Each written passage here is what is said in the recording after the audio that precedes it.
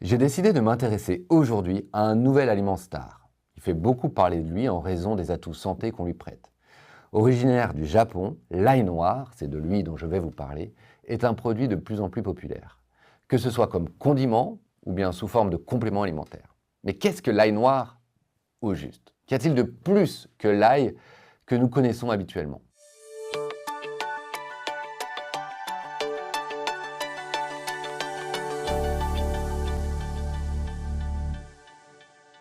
Levons tout de suite le voile. Que ce soit l'ail noir ou l'ail blanc ou l'ail frais, on parle toujours du même bulbe. Simplement, le bulbe de l'ail noir a subi un certain nombre d'interventions qui lui ont donné sa couleur inattendue.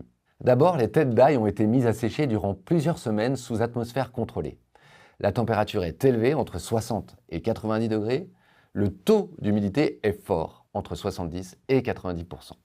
Après cette première phase, s'ensuit une période de maturation pouvant durer plusieurs semaines là aussi. C'est pendant cette phase que l'ail va prendre sa couleur noire ainsi qu'une texture moelleuse et une saveur particulière. Vous entendrez peut-être parler de fermentation, mais ce n'est pas du tout ce qui se passe. Les levures ou les bactéries n'interviennent à aucun moment dans ce processus de maturation. Sans m'appesantir trop sur les termes techniques, on obtient l'ail noir suite à une réaction de Maillard, appelée aussi glycation.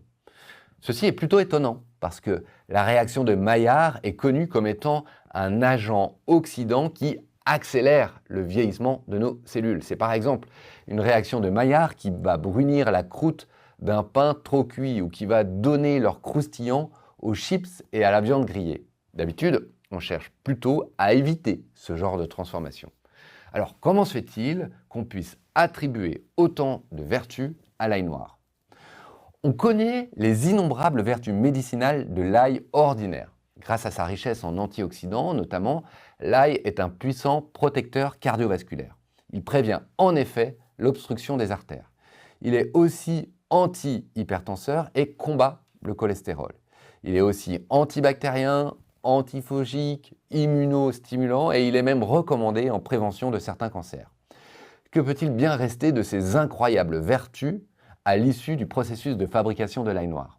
Eh bien, les études sont formelles. Dans le cas de l'ail noir, la réaction de Maillard ne réduit pas, mais au contraire augmente la richesse en substances actives.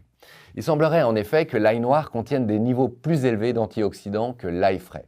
Ainsi, l'ail noir nous prouve que malgré son procédé de fabrication, il est tout aussi bénéfique, voire plus, pour la santé que son homologue frais.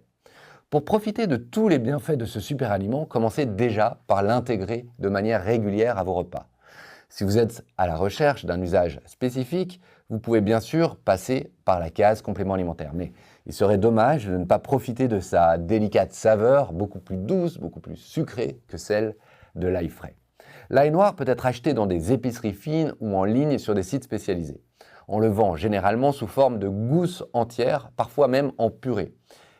Attention, il n'est pas donné. Comptez entre 4 et 12 euros la tête d'ail noire et entre 5 et 12 euros le pot de purée. C'est cher, mais vous ne serez vraiment pas déçu du voyage sensoriel. Tout comme l'ail frais, il peut être employé comme condiment et ajouté dans les sauces et marinades ou dans des vinaigrettes ou dans des plats pour en rehausser la saveur. En purée, il sera délicieux étalé sur du pain légèrement toasté, de quoi étonner vos convives à l'apéro avec une saine tartinade qui va vous changer un peu de la tapenade. Tout est possible, il ne reste plus qu'à laisser parler votre imagination. Et voilà, c'est tout pour aujourd'hui. Si cette vidéo vous a appris quelque chose, mettez-lui un petit pouce, abonnez-vous et dites-moi en commentaire ce que vous en pensez.